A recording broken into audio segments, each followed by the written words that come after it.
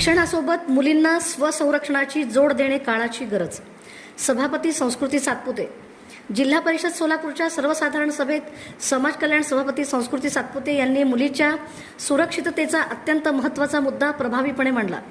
आजच्या बदलत्या सामाजिक परिस्थितीत मुलींना केवळ शिक्षण देणे पुरेसे नाही, तर त्यांना स्वसंरक्षणाचे प्रशिक्षण देणे ही काळाची गरज बनली आहे.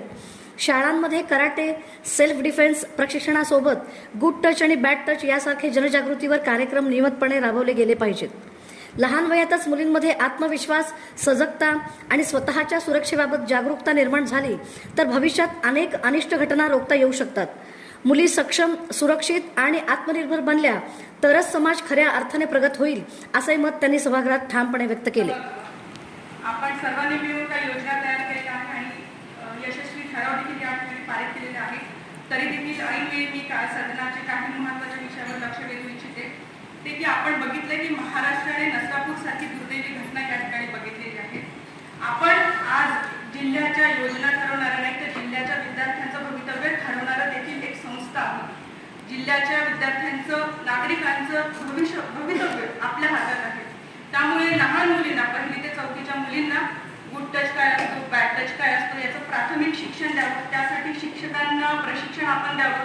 कारण आपण सगळ्यांनी बघितलं असेल की इंग्रजी माध्यमातल्या सगळ्या विद्यार्थिनींना याचं शिक्षण असतं, शहरातल्या मुलींना याचं शिक्षण असतं, पण खेड्यातल्या गरीब मुलींनी काय करावं. त्यासाठी माझी अध्यक्ष महोदय सीओ साहेब आपल्याला विनंती की त्यासाठी यशस्वी एखादा ट्रेनिंग कॅम्प आपण आयोजित करावा आणि या संदर्भात सीओ साहेब आपण वैयक्तिक लक्ष घालावं. दुसरा विषय, अध्यक्ष महोदय, आपल्याकडे जिल्हा परिषदेच्या साधारण 2763 शाळा आहेत आणि त्यामध्ये 1.75 लाख विद्यार्थी आहेत. आज आपण बघितले सोलापूर जिल्ह्याचं तापमान हे 43 डिग्री सेंटीग्रेड आहे. जर एका विद्यार्थ्याने एक जरी झाड लावलं आणि ही योजना 50 ते 60% जरी चांगल्या रीतीने यशस्वी रीतीने राबवल्या गेली तरी देखील आपण जिल्हा